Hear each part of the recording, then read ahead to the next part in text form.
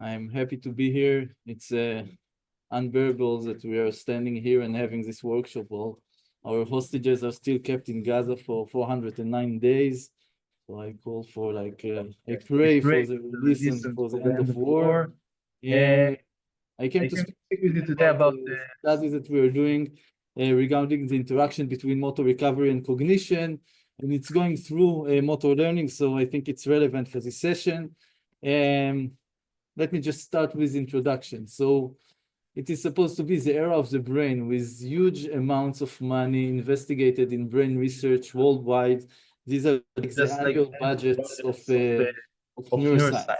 Until the point that people are starting to ask, maybe there's something like too much investment in neuroscience, because basically what it did, it drained the money from clinical research, just brought it to the neuroscience basic questions. But there's a lot of money involved there and investigated in investigation. And also, when we look at the integration of technologies in neurorehabilitation, we also see a boom. So there's an exponential increase in the number of using the word robotics in rehabilitation in the clinical trials of the NIH. And if we look at the global neurorehabilitation market revenue, it's also exploding from year to year. But when we get to the clinic or when we look at the patients, we see that the recovery from neural damage is really poor and hasn't really changed in the past decades. Only 20% of patients with neural disabilities fully resume their social and job activities. 50% of stroke survivors suffer from reduced mobility and 75% from difficulties in daily living activities. And when we examine the effect of a fancy robotic rehabilitation, we always see that rehabilitation is better than nothing, but when we compare different devices or different interventions, we don't see a huge change in the way that people recover. And if we go to rehabilitation facilities and look at the training facilities that are used, they are quite the same. There's no revolution there. The money that is invested in neuroscience isn't really affecting the ways that rehabilitation has changed. Something is frozen on the video, on the Zoom video.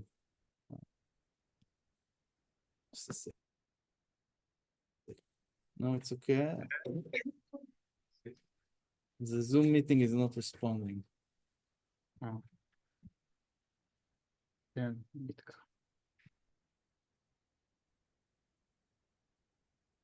הוא בסדר. הוא בסדר? או לסגור ולפתוח. Should I? Look at the Zoom display. I close it.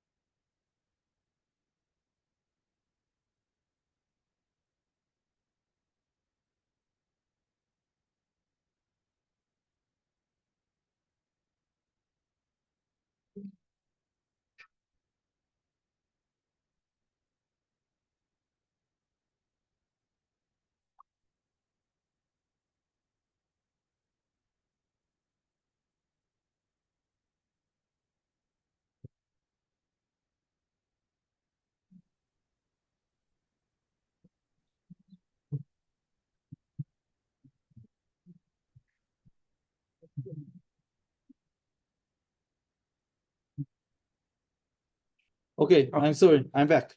So how come we invest so much money in neuroscience, but we don't see any effect on the field of neurorehabilitation? And one explanation for that is that just the prolonged time between neuroscience discoveries and their translation into the clinic.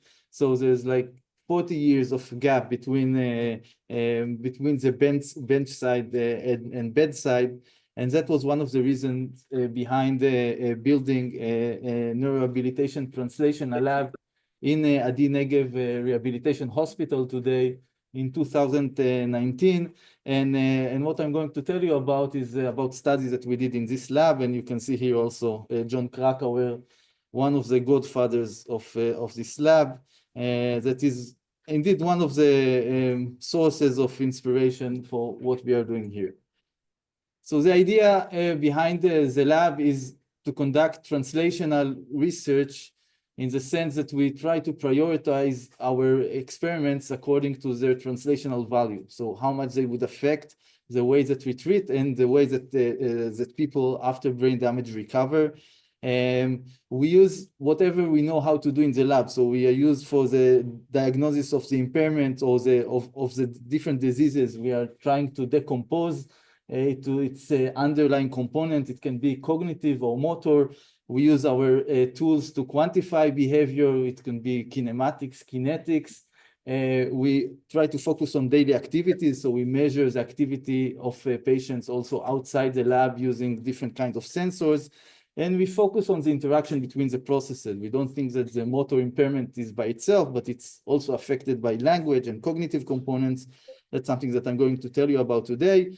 And we are trying to also implement interventions which are evidence-based, focus on the impairment, because some of the reasons that Shai was speaking about, we want to enhance or utilize as much as we can of the potential recovery by focusing on the impairment and not go into like participation and compensation at the levels that we all time of define intervention that we're focusing in.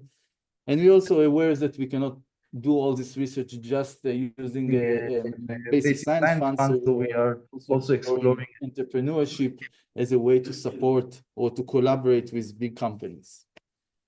And so we focus on stroke. Stroke is a pandemic with 15 million strokes a year, a number that is expected only to increase in the following years. Like I told you before, stroke is not just the third killer in the world, it's also lead the to long-term disability in adults. 80% of people after stroke experience motor impairment, weakening, or loss of voluntary movements. And it's a long-term effect. So more than half of the patients suffer from arm function impairment 6 months after stroke. The recovery is almost never complete. And stroke is not affecting only the motor system, it also affects the cognitive abilities. And related to our interest here, so 72% of survivors suffer from cognitive impairments. I'm going to tell you about a series of works that Dr. Ruth Binyamin Netzer did during her PhD. She is an occupational therapist by training, and she's a clinician today. And she was interested in the interaction between motor recovery and cognition. So let's look at this diagram of recovery of motor function after brain damage, after stroke. Like I told you before, the recovery is never complete, so we don't go back to the level of motor function that we had before. There's some gap here. We don't really know why. We're still investigating that. That's one thing that we know. Another thing that we know is that the rate of improvement is much higher at the beginning, at the early subacute stage, and then it levels off, like we were told here by Gil in his study. And one of the biggest questions is what actually drives the recovery or the changes in motor function. Okay, so one component that drives this process is what is called spontaneous recovery. Just the mere time by itself lead to improvement in the performance. Some of the recovery is spontaneous. It's not really sensitive to the kind of treatment that the patients receive. That's a component that we know. We don't know what's the ratio of that. And then there's another component that is arguably sensitive to rehabilitation, right? So we have the rehabilitation component, we have the spontaneous recovery component, and the rehabilitation component seems to be governed, or I don't know, has to do something with motor learning, right? That's something that we still debate. And from what we heard in the introduction, motor learning has basically two components. It could be either some of its processes are implicit or more procedural-like, and other aspects are more cognitively demanding processes. It has to do with strategies, has to do with explicit learning, and things like that. So what we are really interested in is how does the cognitive impairments that are abundant after stroke affects the abilities of subject to respond to the rehabilitation process and thereby their recovery process. Okay, so we think that Reut was hypothesized that the cognitive impairments not just affect our ADL through the cognitive disability that they suffer from, but they also affect their response to the recovery process because of their cognitive impairments. That's the hypothesis that we're going after. And we hypothesize that cognitive impairments after stroke affect motor learning and recovery. So the first study asked, do cognitive impairments affect adaptation learning? So we tried to be as focused or as to take the simplest task that we can from the motor domain and ask, how does the cognitive impairments after stroke affect motor learning or motor adaptation in subject after stroke? And then we go closer to the rehabilitation context and we ask, how does the cognitive impairment affect the ability to respond to instructions, which is also quite important for rehabilitation. And then we take a general view and we look at just correlation between cognitive ability, motor abilities, and motor recovery, whether there's any interactions that we can see there. So let's start with a very basic, and I think the task that most of the motor control lab are doing, it's visual motor adaptation task. So it's a short learning task that we can run in the lab, and we can get numbers that would quantify how much people respond to error and how much they learn. Subject sits in front of this computer screen, and they make reaching movement. They cannot see their arm while they are moving. At the beginning, there's a one-to-one mapping between the position of the hand and the cursor on the screen. So they reach to the target, and then they reach the target, and then they get the reward. At some point, we apply rotation between the direction of hand movement and the direction of the cursor. So they reach again to the target, but they see an error. And then they gradually shift their hand direction until they get to the target and they are rewarded again. If you look at the hand direction, hand angle as a function of time, we can see that, and this is a perturbation, this is a rotation, we can see that they react to the perturbations, they adapt until they minimize the error. And then when we take the adaptation off, the rotation off, we can see that they readapt, go back to baseline. And one of the very first observations was that if we expose them to the same rotation again, they learn faster. So there's some motor learning long-term component in that regard. In the last 10 years, the motor community was obsessed with trying to break down the underlying mechanisms of the learning. And what was shown consistently that there are two processes that drive the learning. One process is more explicit. Subject can report about the fact that they change their hand direction. And the other one is implicit. They cannot resist it. They cannot report it, but it exists there. So the way that it is being quantified quite nicely here is before the trial, we ask the subject, where are you aiming your hand?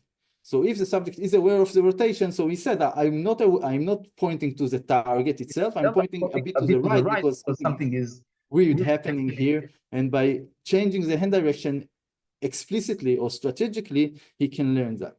So specifically, our hypothesis now is whether the cognitive impairment after stroke would affect this explicit component of adaptation learning, and by that affect the ability of subject to learn.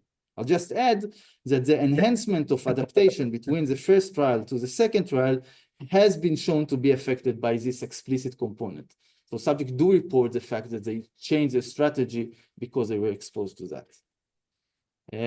So we took a group of chronic subjects 1 year after stroke. We did the MoCA screening. These are the effects of the MoCA. So there is a general decrease in their cognitive abilities. And then we examined their performance during adaptation and readaptation in the lab.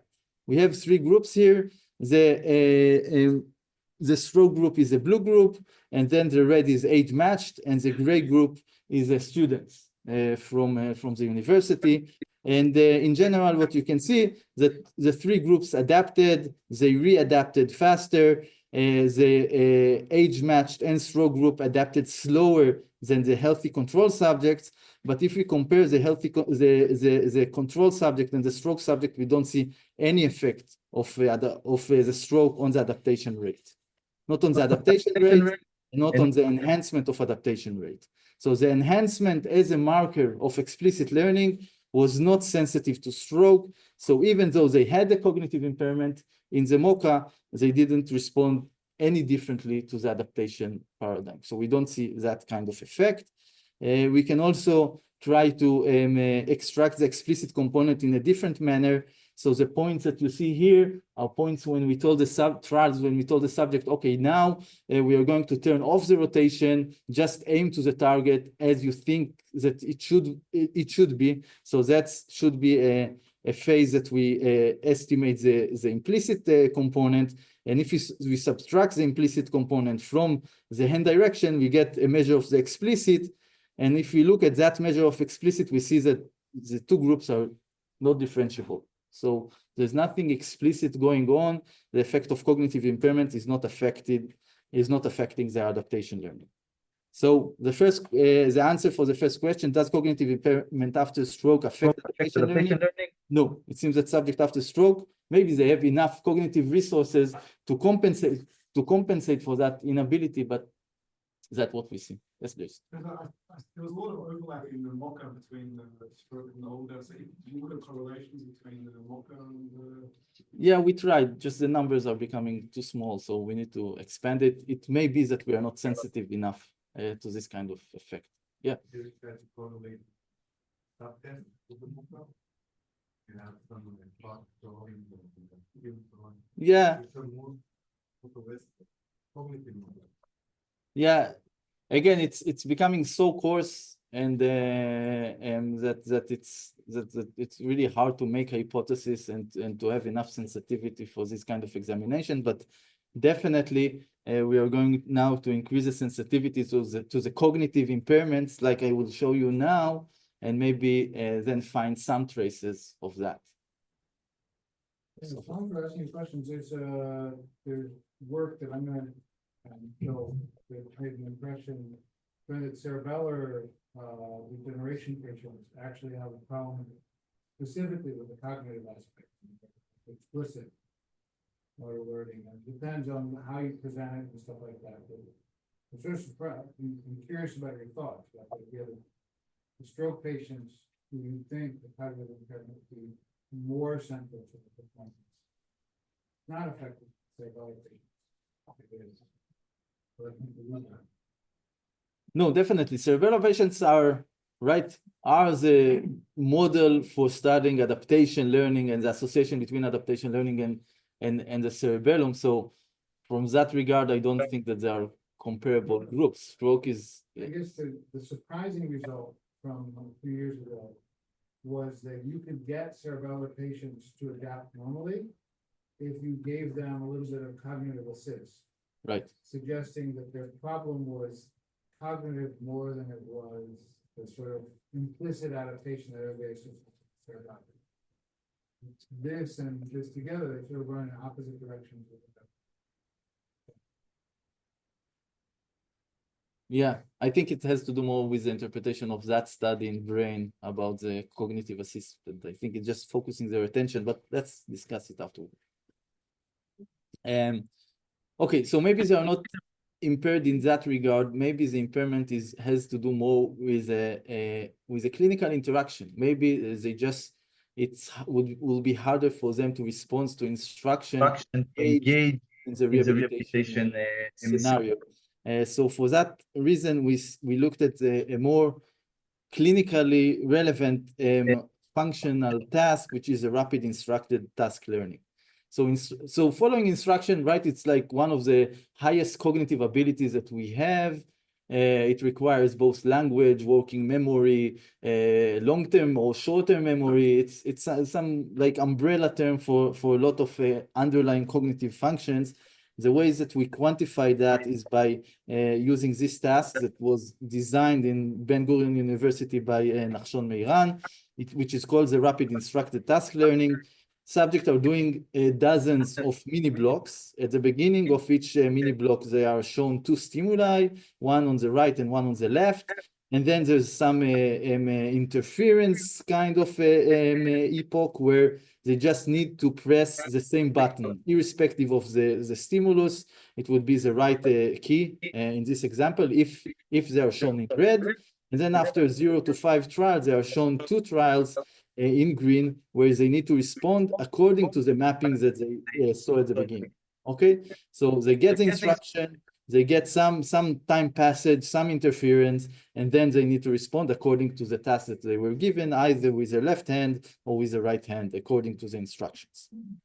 And if you look at the performance of subject, kind of the same group of subjects, we see that their accuracy is increased and their response time is also increased. So they do show impairments in rapid instructed task learning. So they respond slower with more errors for that task. So we do capture here some component of the cognitive impairment that affects their performance. And indeed, it's also correlated with their MoCA scores. And then we did a next step was to try to map it to the underlying cognitive components that are impaired. So we reasoned that one of the essential components or contributors to the rapid instructed task learning is inhibition.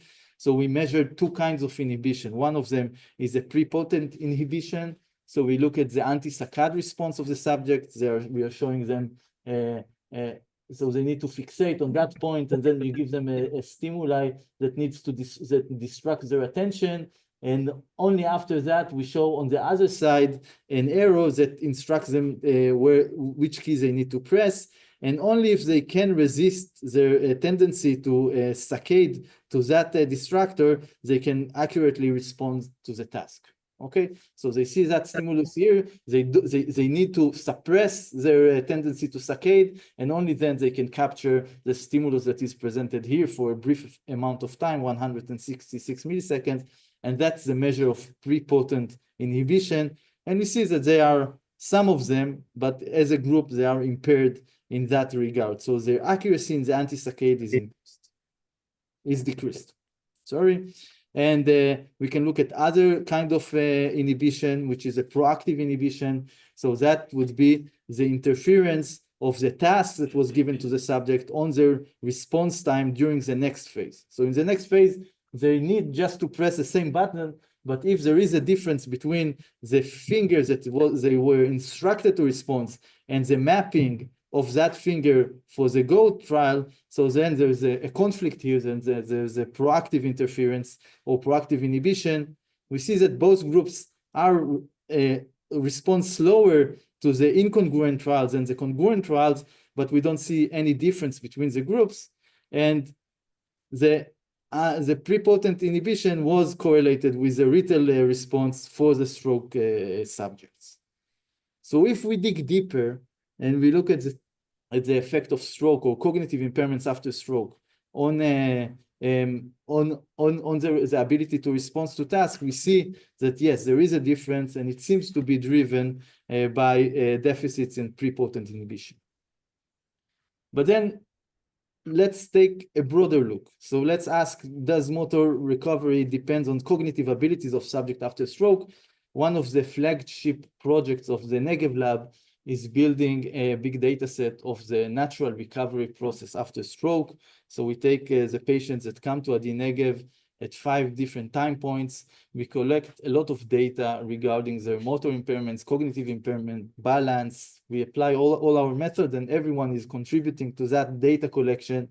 And then you can start ask questions within that data set. So the big questions that we want to ask is, what's the correspondence between the impairment, the cognitive impairment and the motor impairment, and the recovery of these processes? Okay, so this is a description of something like 60 subjects. Now we have more than 100 subjects. This is a recovery of the MoCA scores, a cognitive recovery, and this is a recovery of the ARAT, which is a measure of the motor impairment or motor activity of the subjects. So first question, not directly related to the question that I'm asking here, is what degree there is a correlation between the motor impairment and the cognitive impairment, right? It has to do more with the localization of damage or with the measures that we are using. But the fact is that we don't see it. It doesn't really matter where we look, at which time point we look. We hardly see any correlation between the MoCA score and the motor scores. Either the Fugl-Meyer, the ARAT, or the grip force. There's no correlation between these components, and these are 75 subjects you can see here. Okay, so there's no direct correlation between them. Maybe there is something to do with the localization of brain functions that we've all learned about. The more straightforward question that we have is, to what degree knowing the cognitive ability of the subject at time X would allow me to better predict his recovery, his motor recovery between these time points. Okay, so we have a regression model. I'm trying to predict the ARAT score at someone at 3 months after stroke based on his ARAT score 1 month after stroke and his cognitive abilities 1 month after stroke. So I'm asking whether the cognitive ability improve my ability to predict motor recovery of patients. Okay, so the model itself is highly significant, but it's significant because there is a correlation between the impairment in 1 month after stroke and the impairment 3 months after stroke. The contribution of the cognitive ability is not significant. So the contribution, the cognitive ability doesn't allow me to better predict the recovery of subject after stroke. Okay, which I guess is interesting and tells us something about the interaction between these abilities. What is correlated and quite consistently across phases and question is the recovery rates. So the rate of cognitive recovery and the rate of motor recovery, if we look at the rate from the intake or 1 month after stroke to 3 months after stroke or 6 months after stroke, they are correlated. So there seems to be a common mechanism that driving the recovery process of both these abilities, but they are not, that's the only way of association that we see between these abilities. I'll be happy to hear your thoughts about it. Okay, so the question here is that no, but cognitive and motor recovery are correlated. So just as a recap, it seems that cognitive decline affects the ability to follow instruction, but does not affect motor learning and recovery after stroke to the degree and of the granularity of the questions that we were able to ask here. So why is this important? Okay, one of the, yeah.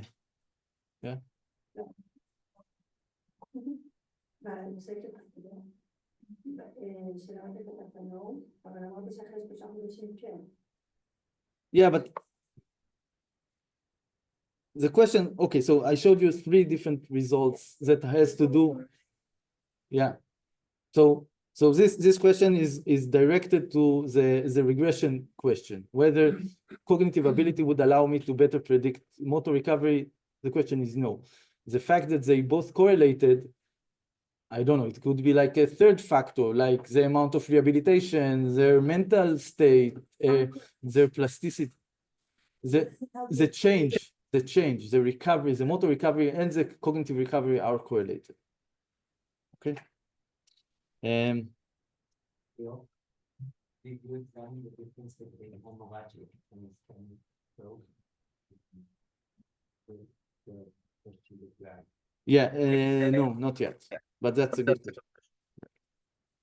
question.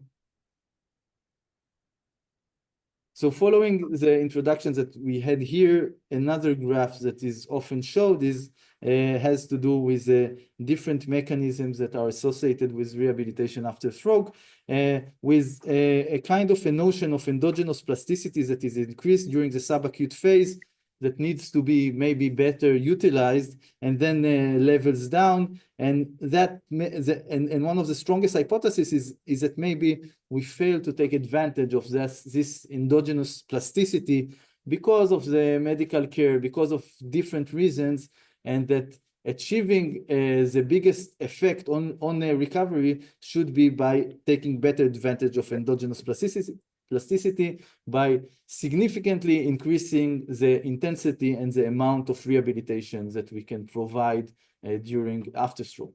Okay, and then quite quickly we get to the point that in order to do that we need to use technologies, right? we don't have enough human resource to double the amount of trainings that we give subjects. If we want to emphasize the dosage, we also need to have a lot of repetition, so technologies are really good at that. And if we want patients to train for extended periods of time, we also need it to be cool, like video games. So we want it to be to gamify the interaction, have as much repetition as we have, and have the subject train not by themselves, but without the one-to-one attendance of a clinician. And in order to use the technologies, we need some cognitive level, right? We need the cognitive engagement of the subjects. They need to be aware of the instructions. They need to follow whatever is going on. They need to know how to interpret the errors that they receive in order to improve their performance. We need them to be engaged, to have enough attention, to keep on doing that. And that's what we are examining now. So this is a feasibility study of adding 40 hours of neurotech training. So we add 2 hours of training to the patients in Adi Negev, and we study how much they adhere to the intervention. So this is the time on task, what's the reported effort by the patients and by the clinicians. We can also look at the potential efficacy by looking at the changes in the motor or the motor recovery of the patients. We cannot compare it. We don't have a control group, so it's not a randomized control trial. But the idea is maybe to push and to put to use as much as we can the cognitive and motor resources of subject with technologies in order to get them to train more and maybe then get some effects on the recovery. And this is just going to be expanded now until it would get to a randomized control trial, maybe multi-site, that we can examine what is the actual added value of each training hour to the recovery. Okay, so just to finish, so this is a workshop about motor learning and its relationship with motor recovery and brain injury workshop. Regarding to the specific questions that we were asking, whether the cognitive abilities of subject affect their ability to engage in motor learning and thereby maybe affect their ability to recovery, we see no strong evidence for attenuation of motor recovery due to cognitive decline following a stroke, and we don't see strong effect of the cognitive decline after stroke on motor learning as well. But that's all. It also has to do with the specific patients that we look at, with the specific granularities of the measures, but it could be expanded, but that's the gist of it. And because I will miss the discussion at the end, and after sitting here during the first session, I can't help to wonder, like, why should we care?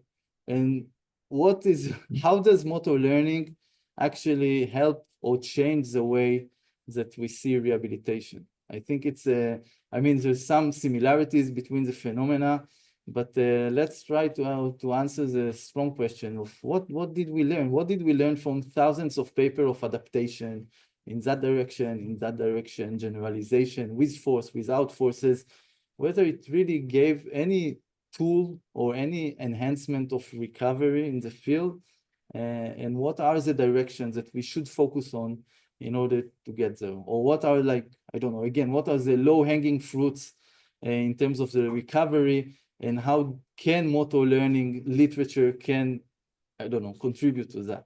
I think it's an open question and it should be asked. So I'll just thank the members of the wonderful lab in Adi Negev. You are all invited to visit us and our collaborators and funding. Thank you.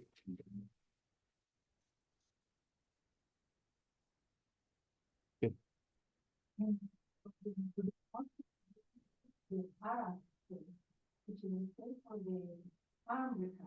Right. And we know that arm recovery after stroke is an issue in itself. People after stroke regain their walking ability, and the less percent regain their arm ability. So why didn't you use a scale that is wide, like basic ADL or other activities rather than only the arm? Yeah, so like, one is just a philosophy. So the philosophy is to stay as close to the impairment as we can, because that's where we feel that the confounds like compensations are less affecting the way that we interpret the results. But I agree with you. I think and I don't think I'm not sure how surprising it would be that cognitive ability would affect ADL, because it also has like a direct effect on that. But cognitive ability, and then we have another discussion whether to what degree cognitive ability affect ARAT or Fuggelmeyer. I don't know what you think about it, whether someone with cognitive impairment will show impairment in ARAT just because he didn't understand the instruction or not. So that's another discussion. But definitely, I mean, for lower extremity, we need to look at that. For ADL, we'll get there. Yeah. Okay, תודה.